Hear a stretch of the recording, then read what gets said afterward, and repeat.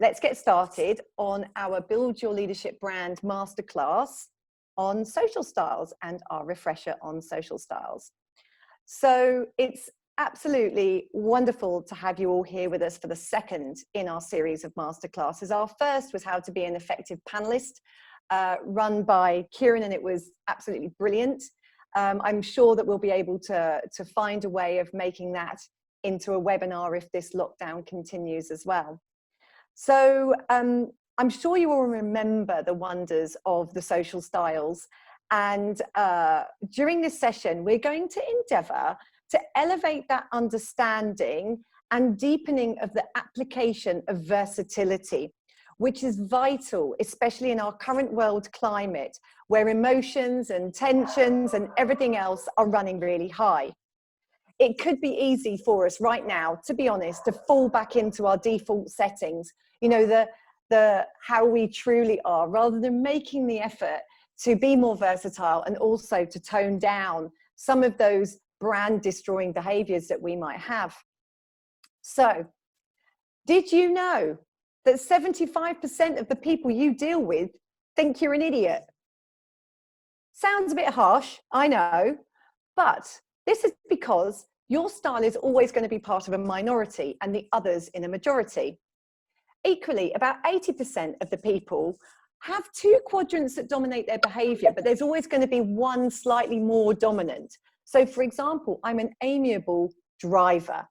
So when my default setting, I go into driver mode and have to work a bit harder at being amiable.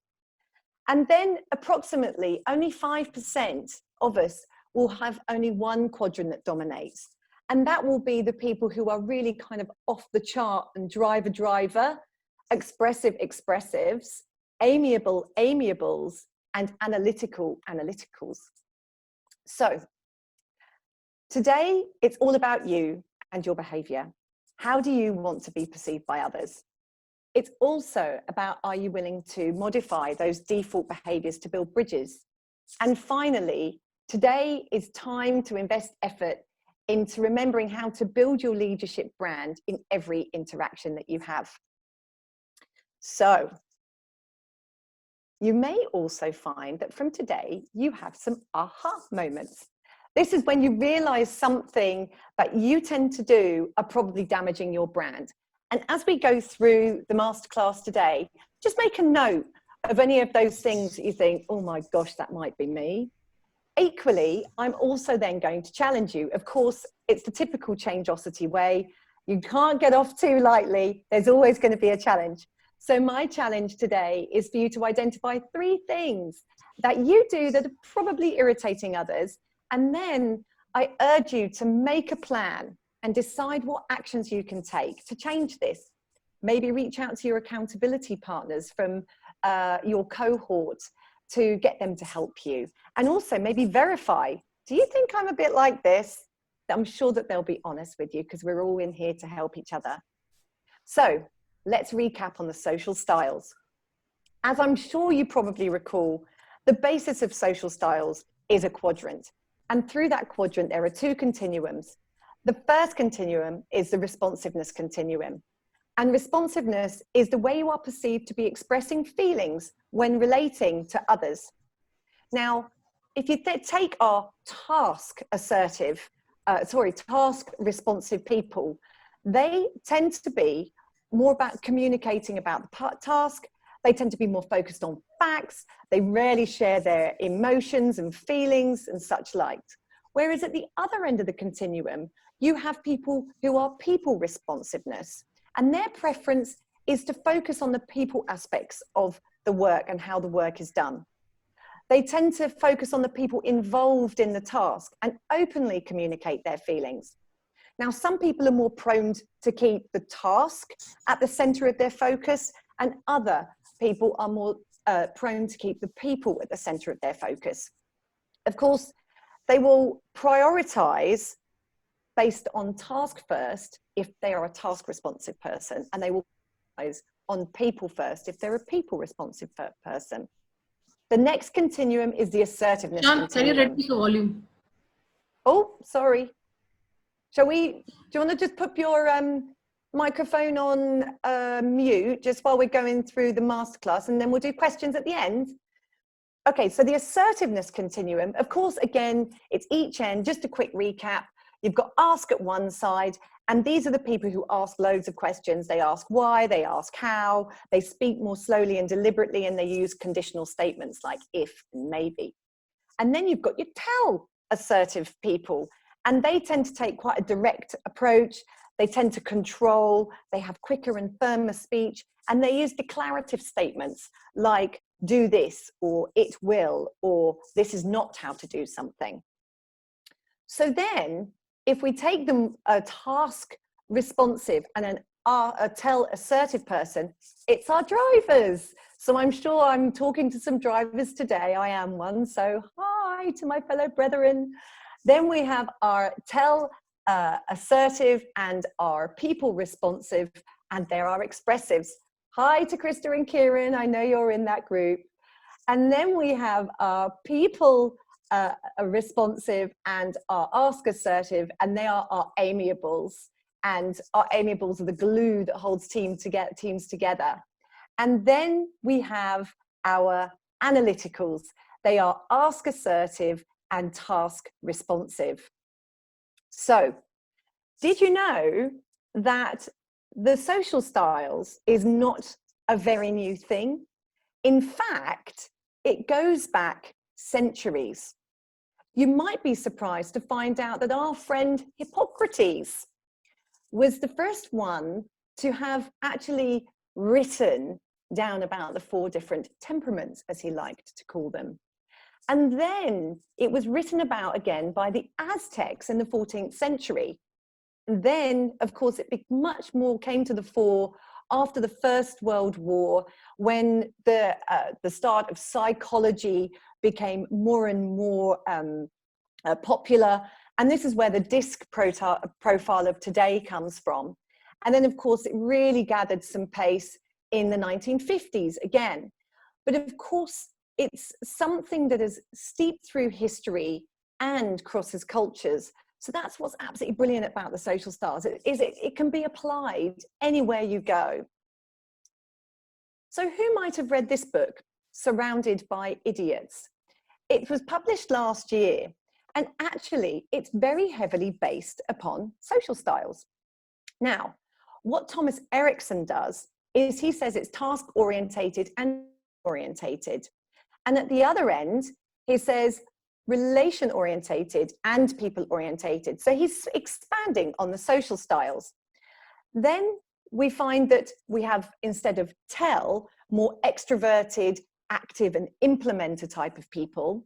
And then instead of ask, he said more introverted, passive and reserved types of people. Of course, he then gives colors, which is actually quite helpful. You've got our reds who are always active, they're always active and they're asking what.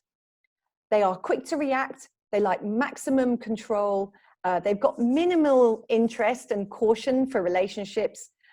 They're always working in the current time frame and they want direct action right now. Then we move on to our expressives, who are described as yellow, and they are seen as inspiring and interacting. These are the people who ask who. Now, they will make maximum effort to involve. So the reds control, the yellows involve. They have minimal interest in boring old routines, and they work very much on a future time frame. And they have a slightly impulsive association with taking action. Then we have our greens, and these are seen as stable. They are the ones who ask how. They might seem a little resistant. However, they are calm. They have maximum effort for connection. So we've got control for the reds, effort to involve with the yellows, and effort for connection with the greens. They have minimal interest in change, unfortunately, are amiables, and they work very much in the current time frame. They're supportive of action and they tend to reject conflict, which we already know.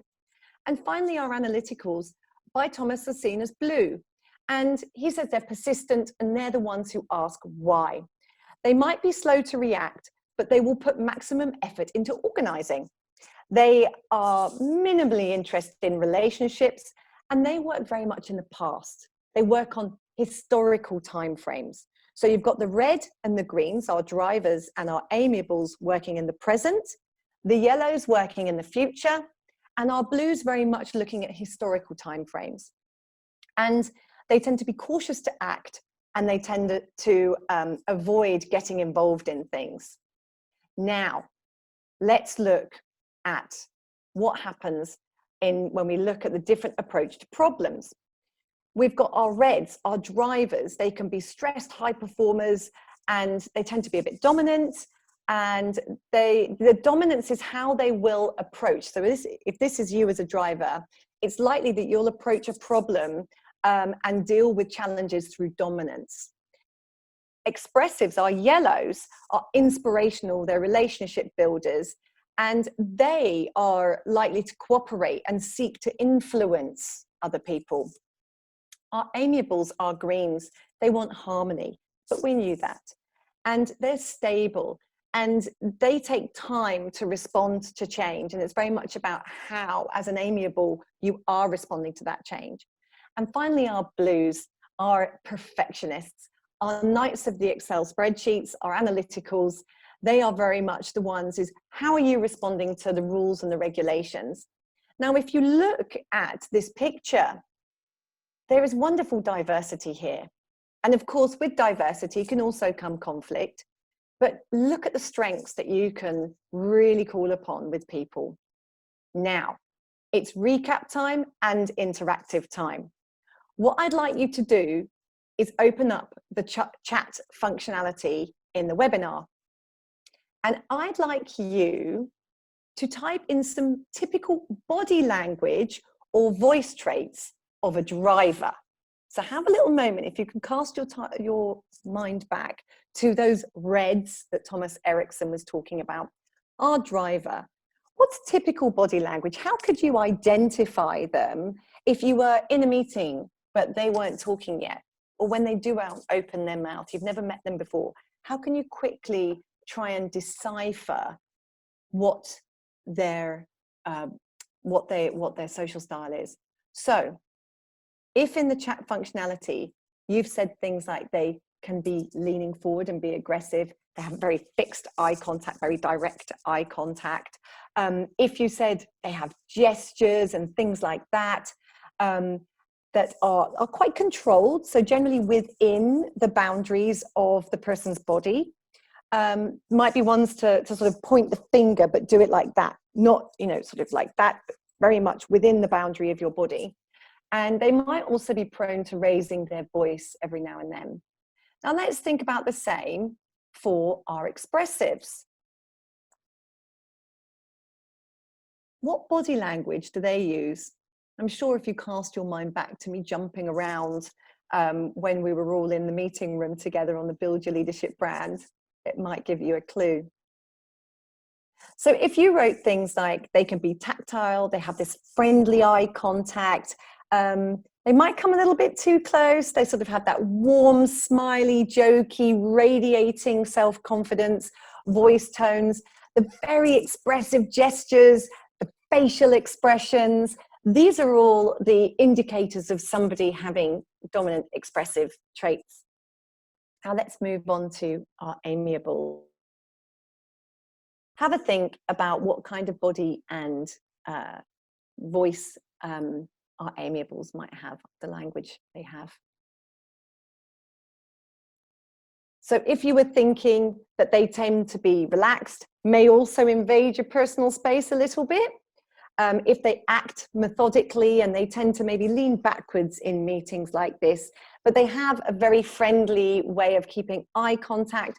They have kind of smaller gestures, and they're sort of the quietly confident. They're calm and confident, and they have a soft and even tone of voice. Then you're on the right track to be able to identify an amiable or a green, as Thomas would say.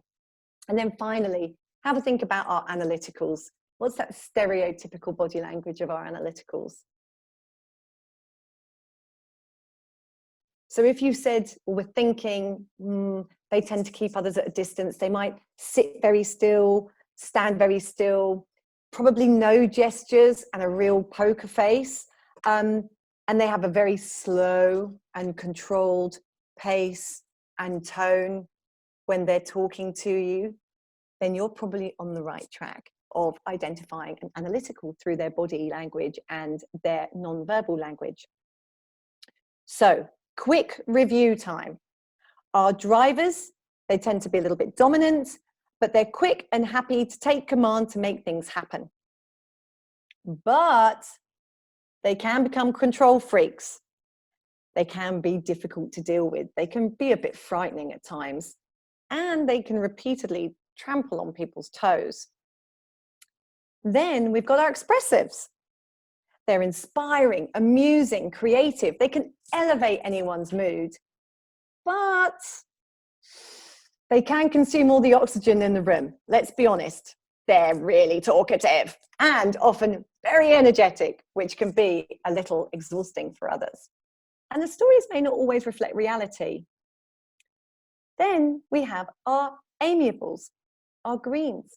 They're stable, they're friendly and caring and pleasant and easy to be around, but you might be a bit wishy-washy and unclear, or that's how you're perceived. And we don't always know where we stand with amiables. They're smiling, but we don't know if they're actually hating us. And then we have our analyticals.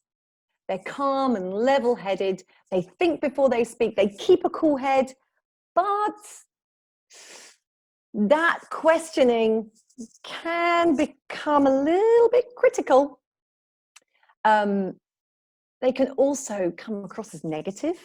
I think Krista has termed energy, killing the energy, you know, finding lots of ways not to do something rather than the ways to do something.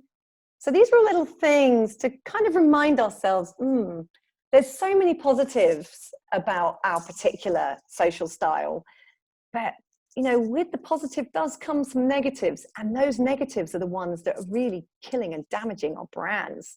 And that's the stuff we can control, which is great.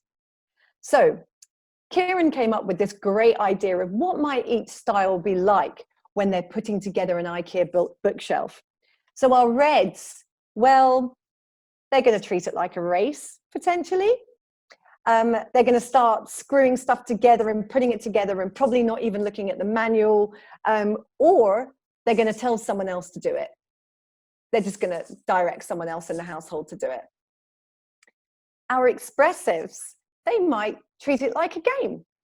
They'll declare it's going to be so much fun, and they're going to rip open the box, and they're going to work with their mate and put it together, but they're probably not going to spend an awful lot of time, again, looking at the manual, and probably might get bored after some time when they realize it's actually quite a detailed process.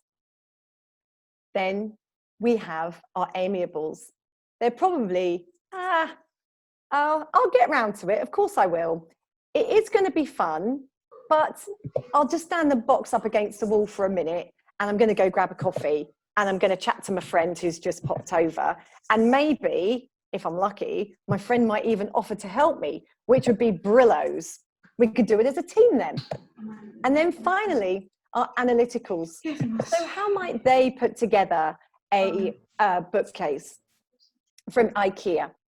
Well, the likelihood is they're going to read through those instructions, not once, but twice. And then they're going to examine all the contents. And then they're going to look at the instructions and make sure everything tallies. And then they'll probably wipe down each piece to make sure it's all good. And then they'll start putting it together. And they'll do it methodically and exactly how that manual tells them to put it together. And it will be meticulous. And this bookshelf will be the one that stays up forever. It won't be the one that ends up in your garbage 2 months later because it all fell down and a bit broke and you can't get apart. So these are the ways of bringing these different styles to life. Thank you, Kieran. So now let's look at those styles when we're in a group, because it's vital to have every style in your team. And there are some really natural combinations. Our natural combinations are on the left and the right. A natural is greens and blues. They're both introverted, a little passive, and they're also reserved. Okay, they both act calmly. They think twice before doing things. They feel secure with each other. They've got the same sort of energy levels. And they do tend to keep both feet on the ground and they don't get stressed, but they will take a very deep dive into things and they could almost get lost in the details. Now, also on the other side, our reds and our yellows are a natural combination. They both shoot from the hip and they're always moving forward. They're outgoing and they've got the same kind of energy. Of course, they have verbal dialogue that's constantly flowing. They'll set very high goals. They'll think very quickly and they're clear about what they want and they'll motivate people around them, but they might miss some of the details if it was just those in a team together. Now let's look at those combinations that are complementary. Now a blue and a red complement each other really well. They're both task orientated. The red is interested in the results and the blue is interested in the process. They're basically speaking the same language, aren't they? The driver wants results, the analytical wants to get detailed into the process. So it seems like a perfect combination. But of course, there's a vital ingredient missing, and that's the people who are actually going to do it. Now, of course, another complementary combination is our greens and our yellows, our amiables and our expressives. Even though their tempo is slightly different, they are curious about each other and both believe that people are interesting and important, and the green will give the yellow the space that they need to work. The greens are listeners while the yellows are chatterboxes. And of course, the yellows can be calmed down by the greens. Of course, they do risk spending too much time on each other and not enough time on the task. So things to bear in mind if you have these sorts of people within your team. You've got natural combinations and complementary combinations, and a mixture of everything will make a really high-performing team.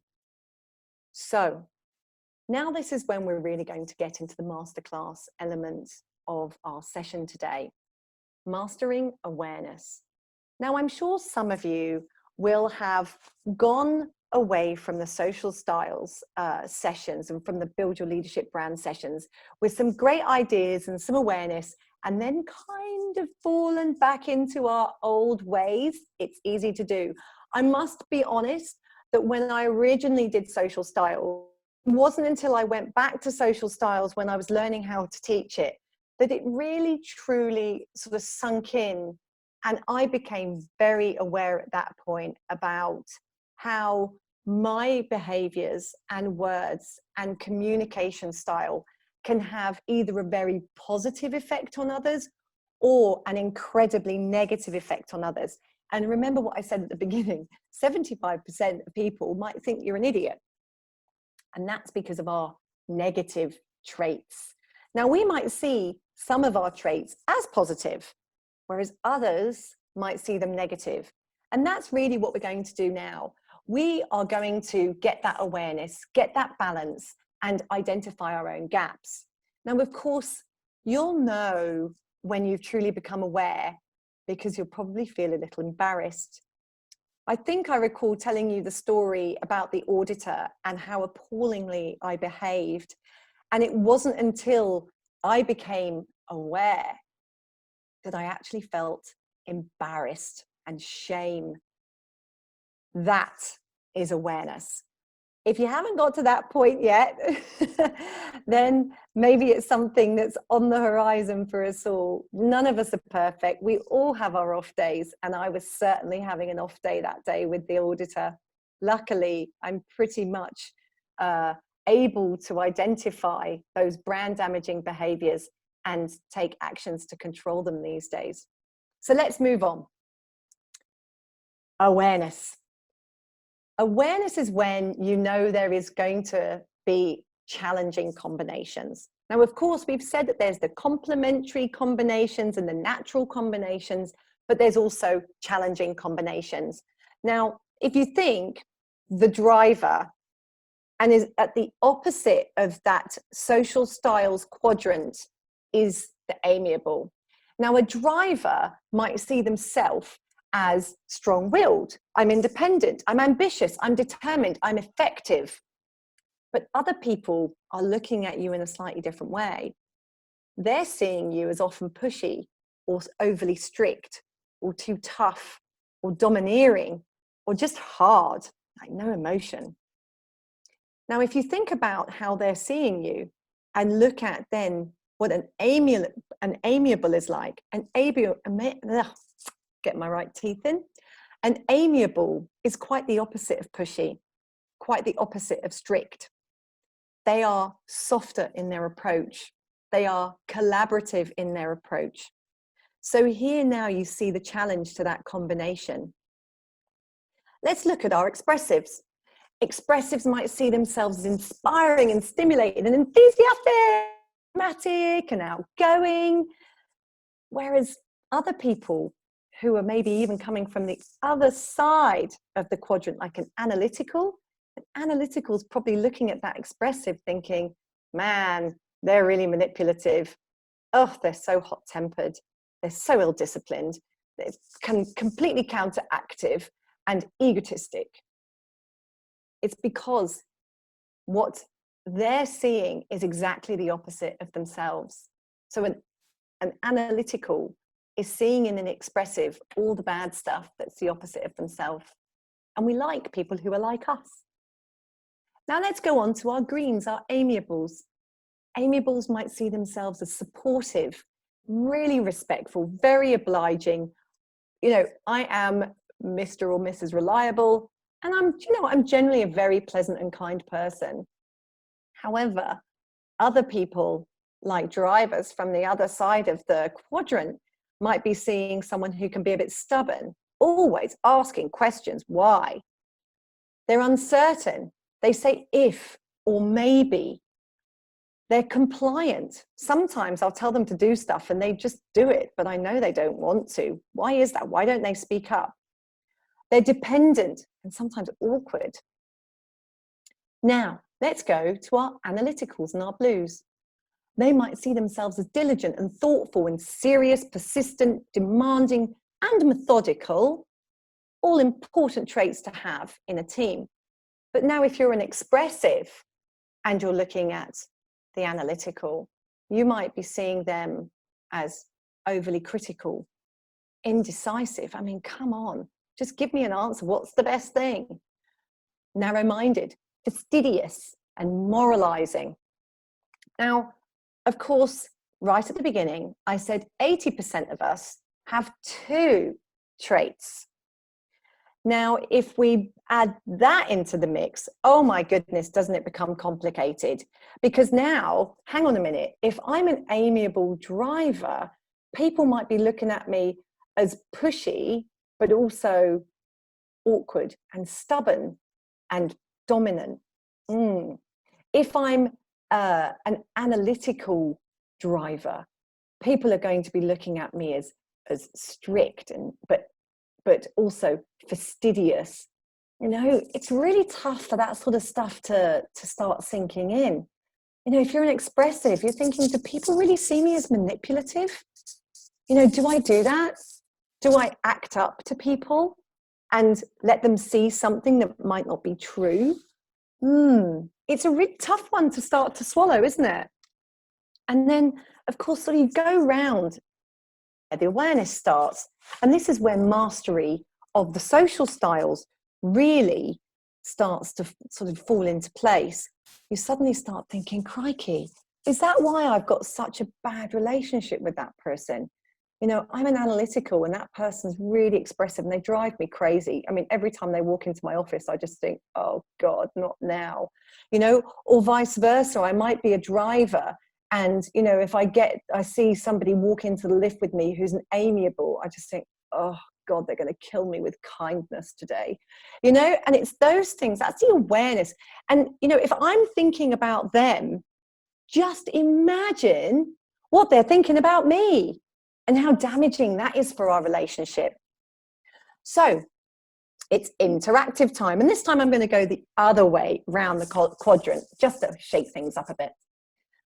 What I want you to do in the chat functionality now is consider if you were an analytical and you were asked to positively describe yourself in one word. What do you think an analytical would say? Obviously, I've already given you some hints. So get chatting, get typing, and give it a go.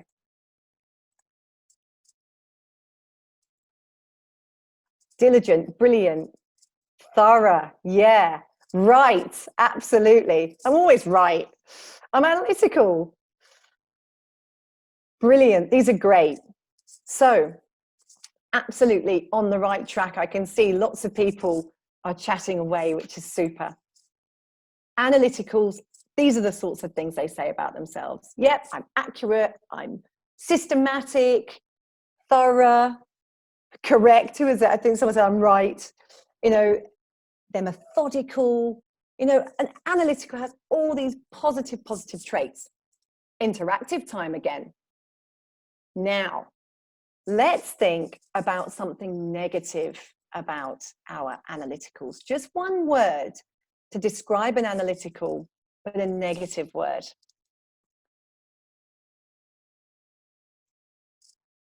Okay. Boring. I like it. Yeah. Slow to decide. Yeah. These are all things that, yeah, I'm really sorry to say that if you are analytical, these are the sorts of things that people might be saying. These are the sorts of things that they're seeing in you. You know, it's a toughie to think that somebody thinks you're defensive or obsessed with details. Risk averse, I see, has come up. Yeah, conservative. You know, someone being tedious and critical. You know, this is hard. This is hard to swallow. So this is the gap, right? And this is where, as an analytical, the awareness is knowing what to tone down of those brand damaging behaviors. So let's take an example. Say, for example, you've asked your team member, you're an analytical manager, and you've asked one of your team members to produce a piece of work. And they produce it and they send it to you and they ask you for some feedback. And the work is brilliant. You absolutely can't fault the content of the work. But one of the things that's been really irritating you through reading that document is they don't put 2 spaces after every full stop. Sometimes it's 1 space, sometimes it's no space, sometimes it's 3 spaces. Oh my God, it drives you crazy. So in your feedback, you use it as an opportunity to school the person on the importance of good punctuation for their work to be taken credibly. But in the process of getting very hung up on that detail, the likelihood is the analytical manager might actually forget to recognize how good the work was. Imagine you've worked your butt off, you've given it to your analytical manager, and all they come back with is red pen. Ouch. It happened to me once, and I tried to see it as a learning opportunity in the end. But initially, I was really peeved. I was like, well, can you just give me some feedback on what you thought of the content? I mean, who cares if a full stop's not in the right place? It's only an internal document. Be as it may, these are the sorts of things that once you become aware of them, you can manage them and you can control them in your own behavior. Now, let's think about what our analyticals really want from us. So they don't want too much. They just want us to do things like have done our homework before they come to see us. You know, that we're prepared, that we're really realistic, that we're thorough and we've got the details and we did double check everything. And of course, this is where, if you're not an analytical, you can influence by being more versatile. So if you think actually analytical is not a trait of mine, definitely not, then you can influence by being more versatile, like getting straight to the point, don't get into personal details and chit chat and stick to the facts. You know, They provide specific and detailed examples, and also, take the time to put it in writing, especially if this is your line manager. This is a great way to be more versatile with them, or maybe with a client, for example. Use analytical words like quality, evaluate, ensure, and be prepared for those questions. Now, of course, if someone in your team is analytical and you are the manager, it is really up to you to make them aware of their brand damaging behaviors. So do you dare to make them aware? And to make them aware, you might try and think that, could you explain the impact of their critical approach on other people's feelings? Could you highlight their need to just be a bit faster? Sometimes done is better than perfect. Can you give them permission to move forwards without all the facts? Give them that confidence. And can you provide them the support and the detail they need to push them through to making decisions and becoming, more autonomous in the way that they do their work? So some food for thought, both for the analyticals and the non-analyticals alike. Okay, we're moving on to the amiables, our green. It's interactive time again, everyone. This time, I would like you to positively think about how an amiable would positively describe themselves in just one word. What would they say about themselves? Get typing.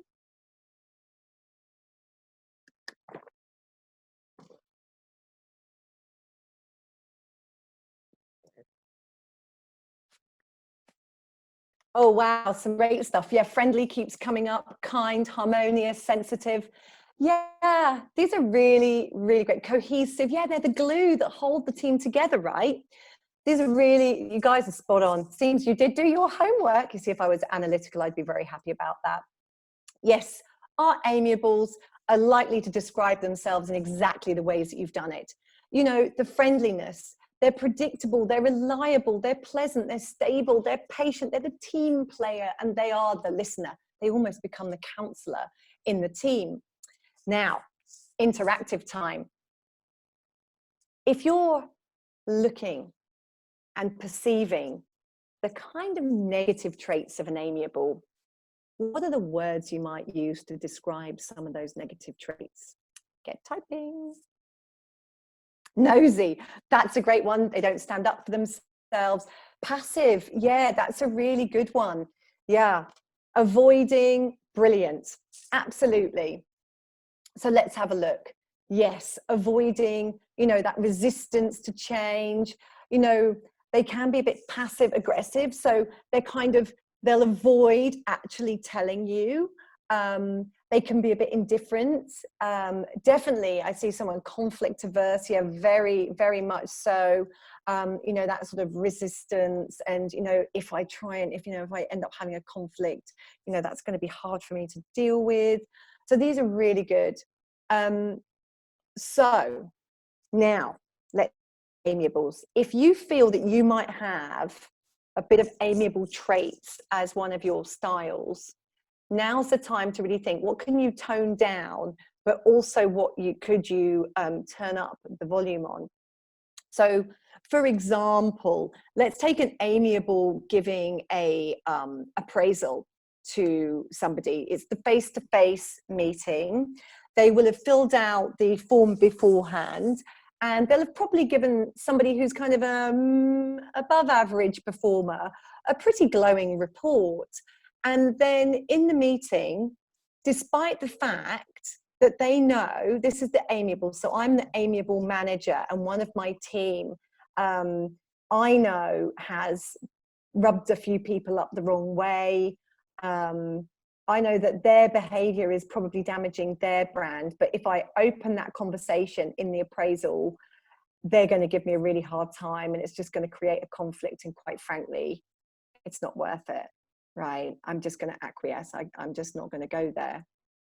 But here's the problem. How does that come out in reality?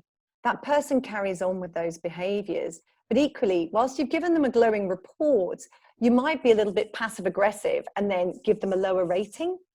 Now, I'm sure that there's probably plenty of people who feel like, oh, hang on a minute, that report I got, like the words don't actually reflect the rating I got. That's because the person was a bit passive aggressive in the fact that they're telling you something without telling it to you. So it's when you then find out later on, well, hang on a minute, I thought that I'd been rated a 5, but I'm only rated a 4, and that affects my bonus.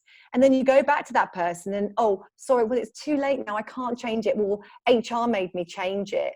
Or HR have already closed it now, so I can't do anything about it. These all might be quite familiar behaviours to you, and it's very demoralising for people. And I think we can all agree that if we're doing something, you know, in our day-to-day work lives, that we'd really want our manager to be honest with us, even if it does hurt a little bit for a time. You know, the pain subsides and you learn from it. So what do our amiables want from us? Because if we're not amiable at all, we have to really consider how are we going to build those bridges with our amiables. And this is where mastering social styles comes in. We want to make sure that we're giving the amiables security and stability, and we're listening to their concerns. We're giving the guidance and support. They know we're there for them, especially if someone's in your team and they are a bit amiable. You know, make sure that they know you've got their back, but also, you know, if someone's amiable, you know, maybe the department and their department's really let you down, you know, don't go in all guns blazing, respect their need for harmony, and also give them some space sometimes to be passive, especially if they're resisting to something. Just let them be. They will come round in the end. They will. But also explain the plan and the steps, you know, to give them the path forward. Now, we can influence those amiables through us being more versatile. So what are some of the things that we can do? We can help them face their fear of the unknown. We can describe the change processes in detail and put them on track. And we can be really patient with them. Give them behavioral feedback. It's great to have an amiable in the team, but not when their negative traits are influencing the team. So if you're brave and you want to have a conversation, maybe a team member or a peer, or maybe even your manager, and you use the happy feedback model, I'm sure some of you might remember it, then now's a good time to maybe think about mastery. And do you think you can confront them about it? But be prepared for them to withdraw and shut down for a bit. But be gentle, but don't backpedal. You know, once you've said it, and once you're honest with them about some of their negative behaviors, don't backpedal on that. Deal with their emotional response. You know, it might actually make somebody quite emotional to get harder feedback. And explain it's behavior, not them. It's the person. It's not their personality. It's not their deep-seated core. It's how other people are perceiving them. Okay, it's the perception. That perception is the reality. And give concrete examples like we always would. Okay, interactive time for our drivers. Okay, so in the chat, if you could put some words that might positively describe our drivers. What would a driver say about themselves? Get typing.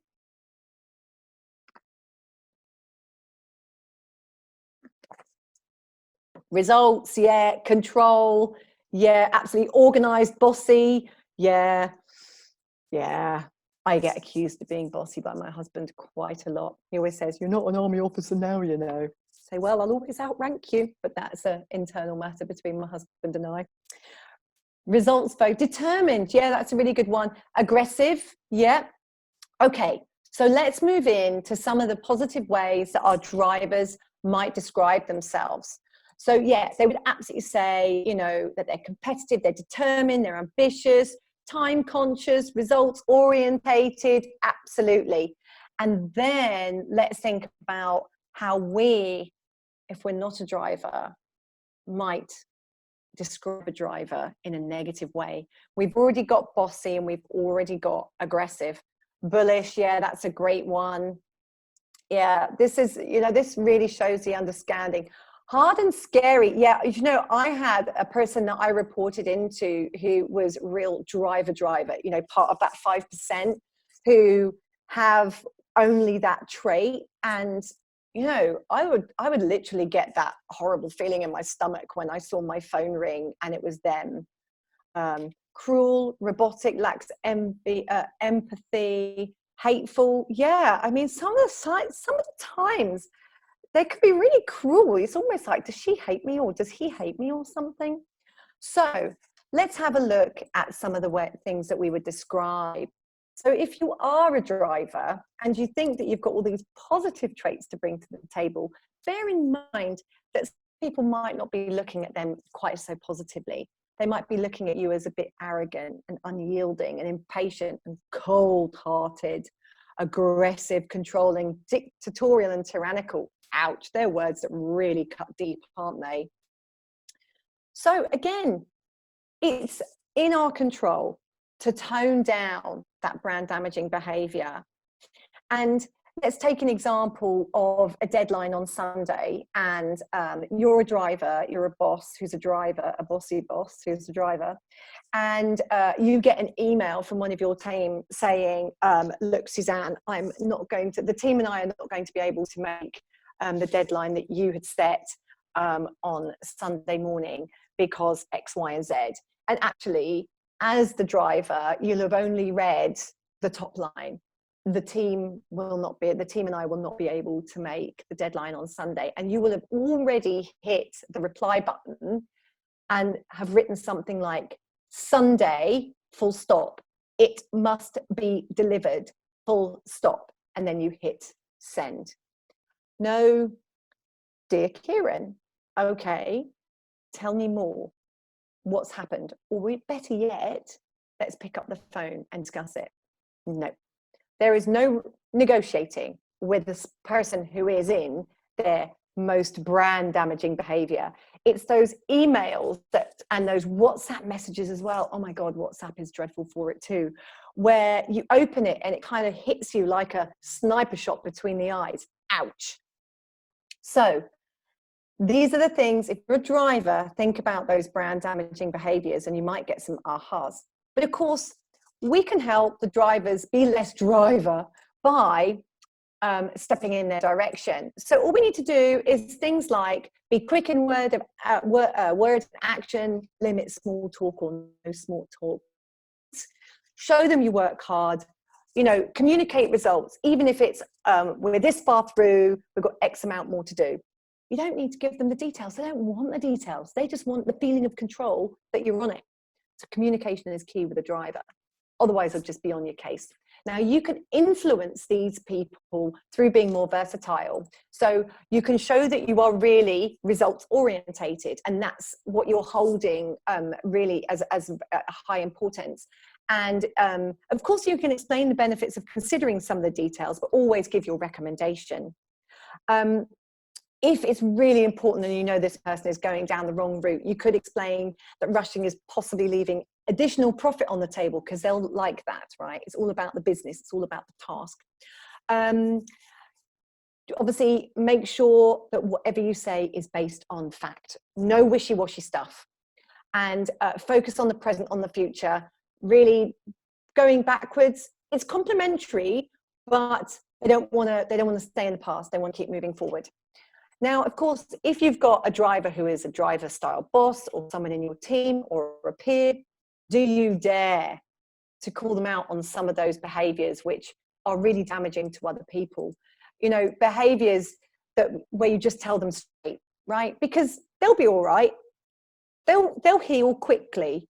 Other styles, not so, but the drivers, they'll heal quickly. You could tell them straight because they're telling you straight. You're kind of talking the language, but also be prepared. You might have a fight on them. Let them vent if something's up. And like I said, they'll recover. Always stick to the facts. And a great way to make sure that the driver has listened is just ask them to repeat in their words what's been resolved. And they'll go, oh, for goodness sake, but at least it will come out their mouth. And then you know, if it comes out their mouth, they've heard it. Okay, time for the expressives. No one gets off today. Expressives. Okay, interactive time on the chat. A positive word to describe our expressives. Get typing.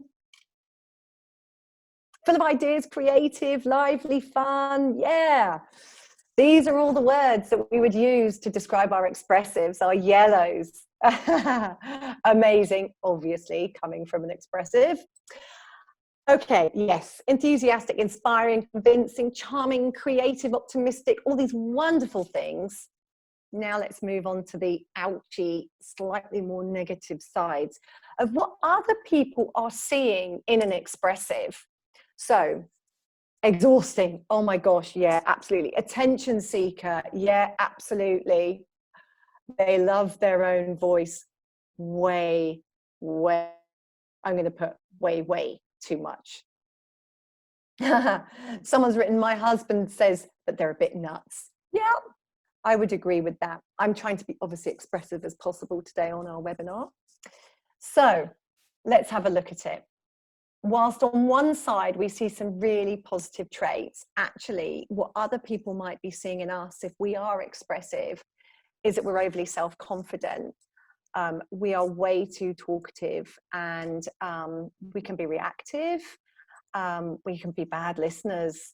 Well, generally, if your mouth is working, your ears are not. So straight off, that tells you, if you think, crikey, I've been talking a lot today, your ears haven't been working. Now, let's think about how damaging that is to your brand. If you are that person who's super talkative, then people are going to be exhausted of you, let's be honest.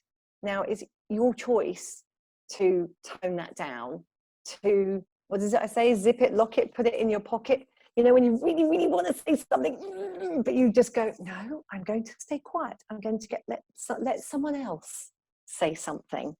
You know, when someone says, who wants to go first? The expressive will you go, I'll go first.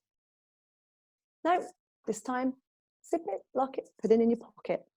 Now, actually, I think as an example here, the training room is a really good one. Expressives immediately stand out. And no word of a lie, I actually was doing a training session a few years ago, and it was leadership training. And of course, I was explaining something, setting up a task, asking if everyone understood the task.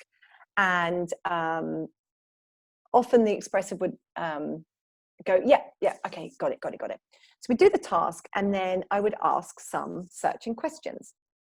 And often before I'd even finished asking my question, the expressive in the room would have already started talking and answering the question. And as if that's not enough, they would then say, oh, and you know what? I'm just going to quickly share a story about that, right? Blah, blah, blah, blah, blah, blah, blah. Oh my God. Hogging the airtime, being pretty disrespectful to the facilitator. But also, I mean, I've had people come and complain to me at lunchtime of like the first day of a training session and say, you know, I'm finding that person's getting really irritating, and I'm seeing a lot of people's body language around the room. Why aren't they seeing it? Why can't they just, you know, be quiet? It's a toughie, right? It's a toughie for someone who is naturally very talkative to let other people have the airtime, but it really does affect other people around you. Now, if you think I'm probably a bit driver and I'm struggling with things like getting promoted, this is possibly the thing that's holding you back, is that you're seen as way too talkative, way too sharing. And this is an area where actually silence is golden. Okay, so we move on. So how can we give our expressives a little bit more what they want, so we are being more versatile if we're not expressive? So we can make ourselves more approachable, especially if we're coming from the analytical side or the driver side. Be more approachable and try and be a bit more warm and friendly, and, you know, do a bit of small talk. And be welcoming of their creativity and experimentation. You know, don't just say, no, it's not going to work, and kill it straight off. Also, you know, if they're expressive, don't trouble them with the details. They don't want to get into the details. They want to think big and broad and future. Now, of course, we can influence our expressives through our own versatility. because we can do things like plan for their poor listening skills. So we can sort of say at the end, well, the key takeaways for me are, what are the key takeaways for you?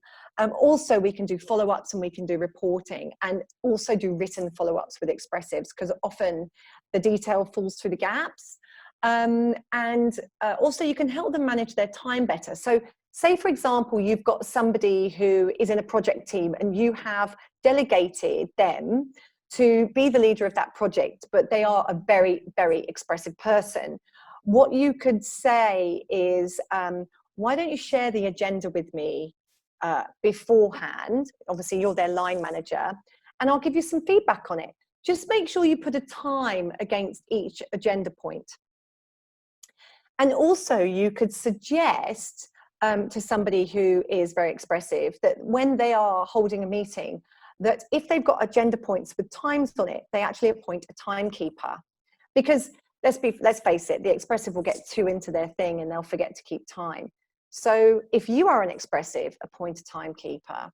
Delegate some of those responsibilities for your own behavior. But also, you know, use language that is the language of an expressive, like first to market and new technology.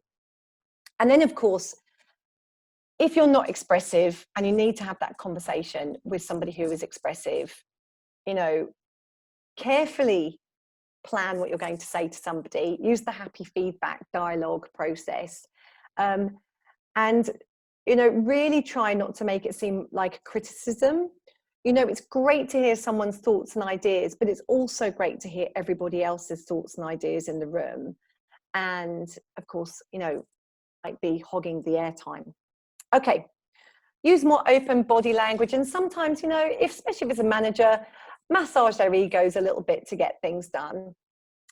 Okay, so now, tension rising. I'm aware that we've only got a short time left, so I'm going to swiftly go through tension rising, and then we're going to open it up for questions and chat. You can identify a situation as worsening when one of these styles starts going into their default behaviors. And by default behaviors, I mean all that negative stuff we've just talked about in each social style. They're the kind of default behaviors that are perceived by others. Now, what causes stress to a driver is things like lack of authority to act, lack of control, time wasting, avoidable mistakes. That really winds up drivers. Yellows, what causes them stress is not being noticed or recognized, being met with negativity. So obviously, if you're analytical and you meet an expressive with negativity and the tension's already rising, that's only going to add fuel to the flames. You know, also, you know, somebody humiliating them publicly. Yellows can get really hurt and hurt for a long time. Greens, what causes them stress is the absence of security. It gives them real anxiety. They don't like loose ends. I mean, right now, a lot of our amiables are going to be struggling in the current environment where nobody knows how long this is going to go on for. Nobody knows how deep this is going to cut into businesses. This is going to make our amiables really anxious. And also, you know, having to redo work and being pushed into the spotlight. These aren't favorite things of our amiables by far. And then finally, our analyticals.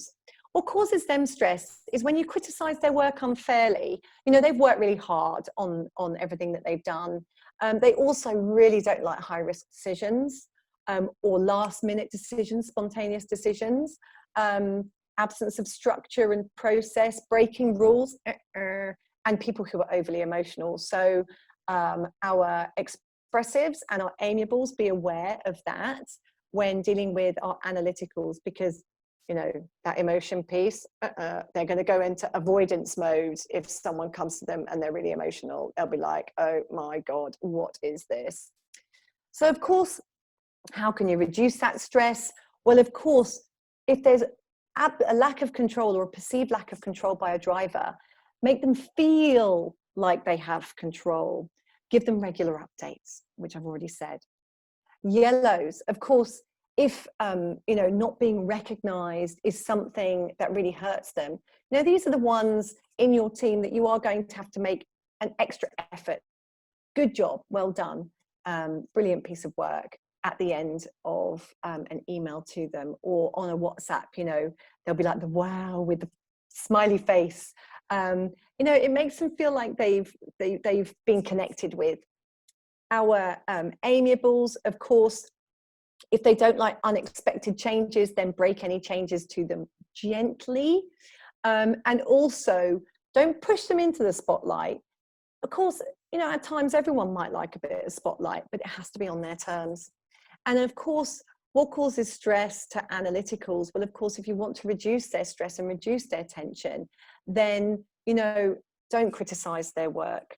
You know, appreciate their work, and, you know, really reduce their, you know, reduce their concern over some of these high risk decisions, to make sure that, you know, you are shouldering the burden of this risk. Now, let's go into our autocratic backup behavior by a driver, our attacking behavior by an expressive. That is, remember, the fight side of the quadrant. And then on the other side of the quadrant, we've got our greens, our amiables, desiring harmony, but if they don't get it, they just acquiesce. And our analyticals, they want respect, but if they don't get it, they go into avoidance mode, and that's the flight side.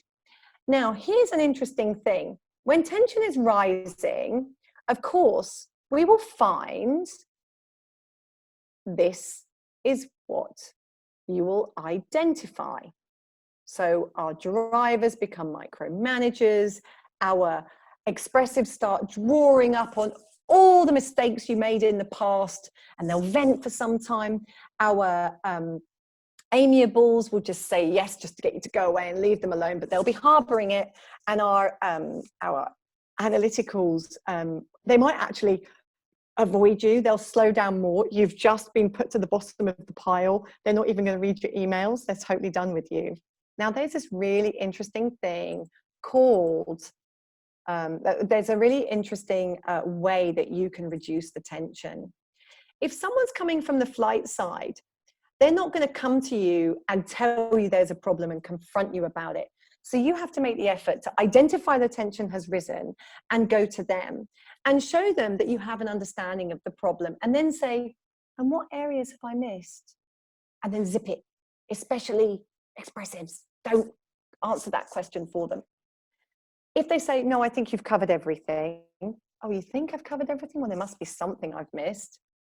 Really push them until they start talking. And then when they do talk, listen. Let the person speak. Resist the urge to interrupt. If someone's coming from the fight side and they're already on the attack or already in autocratic mode, just listen. Let them speak. Don't interrupt. Don't make comment or ask questions. Just wait. Let them get it all out, and then share back your understanding of the problem.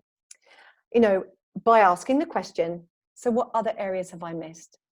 Of course, then and only then, when you truly understand the other person's reason for the tension rising, can you move forward. And that's when you want to clarify everything, make sure that your understanding of their point of view on the matter is on point.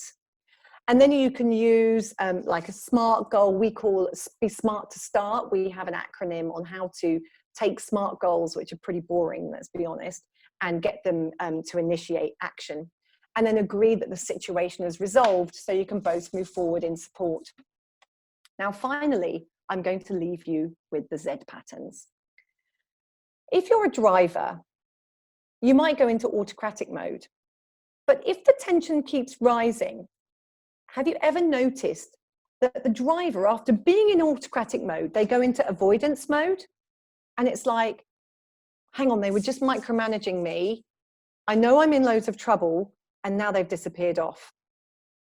I can't seem to get hold of my boss. They're avoiding me. Beware, right? Because while they're in avoid mode, they are getting all the information together, and then they're going to move into attack, and they're going to come back at you, and they're going to hit you with it, right? But then after that, if the tension continues to rise, eventually that person's going to acquiesce. So remember that with drivers, eventually, if you stand firm, they will acquiesce. However, it's going to be a painful process. So I would suggest you always make time to reduce the tension by listening, then sharing, and then planning forward. Don't let that driver get into the Z pattern, because it's going to be painful. Equally, are expressive. They start out on the attack, but then, of course, they kind of go into acquiesce mode. Okay, do it your way then. Fine, we'll do it your way, right? But beware, because whilst they're doing it your way, they're looking for every single flaw and hole in your plan. They're gathering the data, and then they're going to come back to you and they're going to give it to you and say, you see, my way was the right way, and this is the way we're going to do it from now on. And then they're going to go for it, right? Autocratic mode, and then they are going to go into avoidance mode. The relationship is broken. I tell them time and time again how I want it done. They just don't listen to me. They don't follow what I'm doing. You know what? I've had it with that person. To me, they're nothing to me, right? Be careful when dealing with an expressive if you see them moving through that Z pattern. Equally, our lovely amiables, of course, they might acquiesce initially, but beware, they are eventually going to come out on the attack. If you keep pushing and pushing and pushing, eventually that person's going to break. They're going to blow their top. But of course, in blowing their top, they might get a bit personal, and then they go off and they hide. But of course, while they're hiding, they're also reflecting, and they're thinking, no, you know what? I was right. And then they come back to you and they're in autocratic mode. That amiable person you used to have is no longer. And then it's autocratic. It literally is my way or the highway. If you don't give me what I want, I'm leaving. And off they go. And finally, our analyticals. They start in avoidance mode, but beware, they've gone back to their spreadsheet. They double check their numbers, and they double checked your numbers, and they know they are right. And they're going to come back to you and they're going to tell you that they are the one that's right. They are in full-on autocratic mode. You have to do it this way because this is what the numbers say. And then, of course, once they've come out in autocratic mode, if you insist and you continue to raise attention and continue to stay on the path that you are treading down, they will acquiesce and say, fine, do it your way. And then you go do it your way and it all falls apart and goes horribly wrong. And guess what? That's when the analytical comes out on the attack. And that's when you'll end up in the boss's office with the analytical, and the analytical will be there with all their data saying, I told them, here's all the emails I wrote, here's all the spreadsheets I shared, I told them. And basically, you can't lay the blame on me, put the blame on that person, I told them. And now they're on the attack with you. So I hope today has given you lots of food for thought. And I circle back to asking you for your aha moments. It would be great if you could type your top aha moment into the chat now.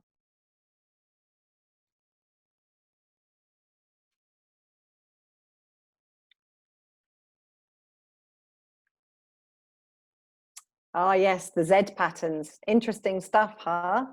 You keep pushing somebody, the tension keeps rising. Yeah, sorry, I did kind of give you guys a lot to think about today, haven't I? Well, it is a masterclass.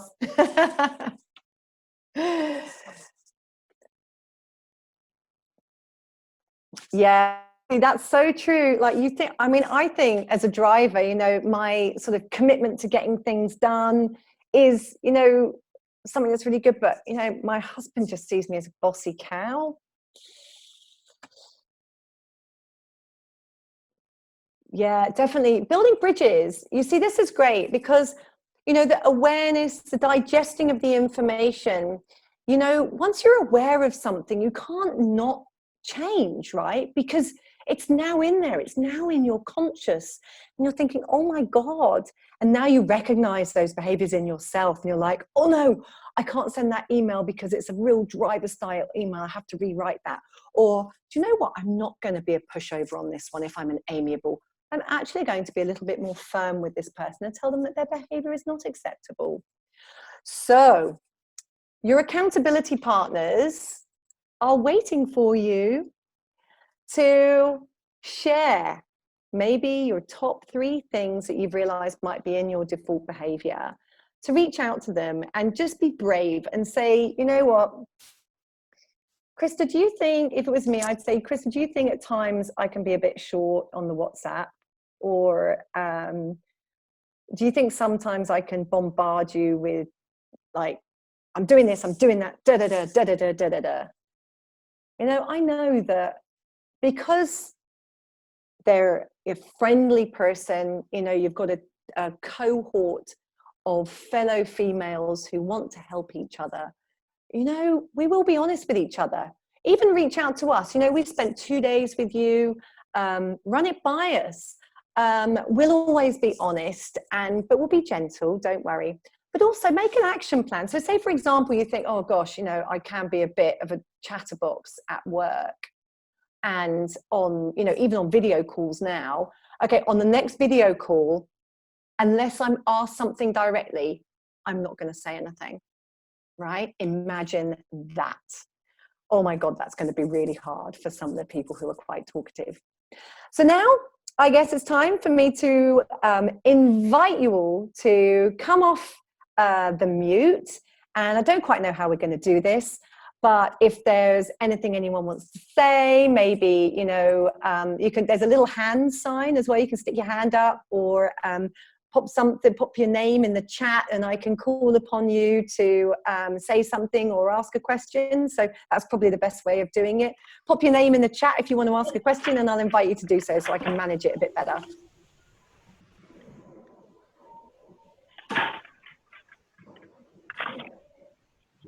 And I'll stop sharing my screen as well. Trying to unmute people. There we go. Okay. A lot to reflect on. We're here if anyone wants to ask a question or wants to say anything.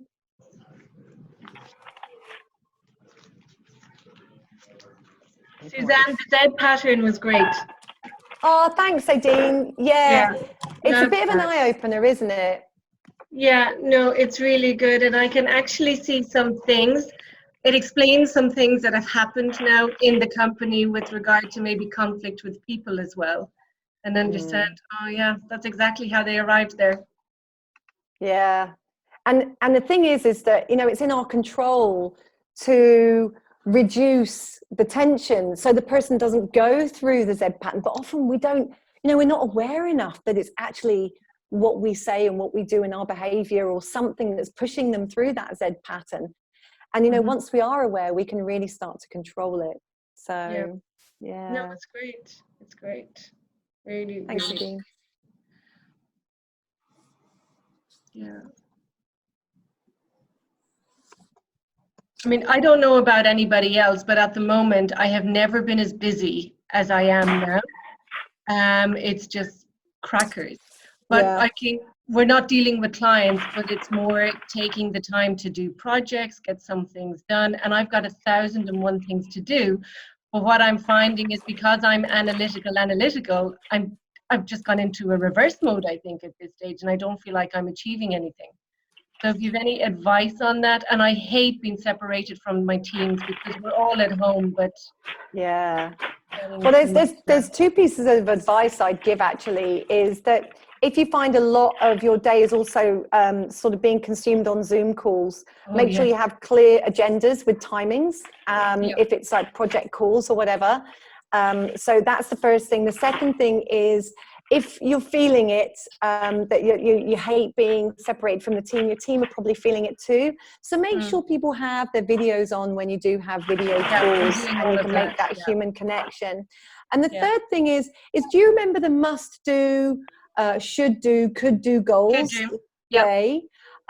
Just set yourself one must do goal. And obviously, if you've got a project that's the size of like trying to eat an elephant, you know, make the must do goal: today I must eat 1 toenail, right? For example, you know, okay, a disgusting example, God knows where that's come from, probably because I've got an elephant on a picture behind me. But if you think about it, you know, just that done is better than perfect sometimes is true, Yeah, you know, I and have there's to accept probably that. a good reason why that's up on the wall at Facebook, you know. Yeah. Cool, thanks. No, I've said next week to my team, because we're having too many calls with very little breaks in between. I've called it a Control-Alt-Delete day next week, where we're all just going to kind of reboot, have a day Good. free of calls, and just get on with some work. That's an excellent idea. An Yeah. excellent idea. Yeah, I mean, the rebooting is a great idea, but also because everything is getting a bit too hectic, sometimes you could open the call, you know, with asking people just one thing that they're grateful for that day, because it kind of calms everybody down and it gets them a little bit more on point. And I know the other day I was on the call and the lady said that she was grateful that her groceries had just arrived, you know, whereas someone else would say, well, I'm grateful that, you know, none of my family or friends have been affected by COVID. So, you know, it doesn't matter, but I think also bringing people down to a level of gratefulness is a great way of just calming and then getting straight into the task after. So that might be something to do. Cool. Thank you. Cool.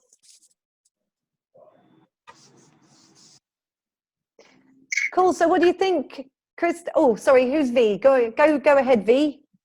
Yes. Hi, Suzanne. This is Varsha. Yes. Varsha, of course. Duh. Strangely, I don't know, my office iPhone, it just says me as V. I don't know exactly. So how are you? It was a great session. One quick question. I noticed that we discussed about how to deal with people and get them out of you know, their personalities, to talk about if there's a stress level building up for fight mode and flight mode. And I saw the pattern that it was really reversed for what it was for fight mode, the really reversed one for flight mode. Exactly. The reason for that is it's just for, you know, for me to kind of understand, and that's the way I would connect, is because the people on flight mode side, they are naturally more, they would acquiesce, they don't want to talk about it, they would go back into their core mode. Is the reason why you have to basically poke them, ask them to prompt them. Exactly. You've got to bring them out of it. Okay, and then the other ones are naturally very talkative, they want to control, so that's why you let them talk and then you do the other way. Exactly. There you go. Varsha, you should have done that bit of the session. No. You've explained it perfectly. No, well, it's my natural style the way to reflect back and the way to get things in is to relate to something, because there's no magic way to kind of mug them up. So basically you relate them and then that's how you understand. So yeah. I mean, and you know when someone's avoiding you, you know that they're not answering their emails, or you know, there's certain tell signs that they're already kind of in that sort of, you know, that more default behavior. Of course, on the other hand, you've got the reds, the drivers, and the expressives, the yellows, who, you know, are very quick to tell you when they're not happy. And you know what, you just got to sit, listen, but then share back and make sure you've got a good understanding of what they're saying. Yeah. Thanks, Varsha. Thank you. No, but yeah, it's much more clearer. But thank you. It was a great session. Thank you so much to all of you. Yeah. Thank you. And thank you all for being so interactive as well. I wasn't sure if it was going to work asking people to type stuff, but it was really nice from my side to also see that you already all knew so much. You'd already remembered so much. And that's brilliant. That's brilliant. And that's what makes it a true masterclass, when you're building on a level of understanding and of application to something already. So that's brilliant. Thank you. I think I'll hand it over to Krista. Okay, let me just... To finish us off on the call. Great. Well, I think with that, well done, Zanny. That was fantastic. If there are any other questions, please let us know by email or on the WhatsApp groups. We have recorded this session, so we will make it available to you. Just give us a day or so to get that video tidied up and across to you. And of course, the PowerPoint pack will be made available to you as well. As alumni of Build Your Leadership Brand, we're so happy to have you guys with us. Thank you. Thanks, everybody. I'll sign us out. Thanks.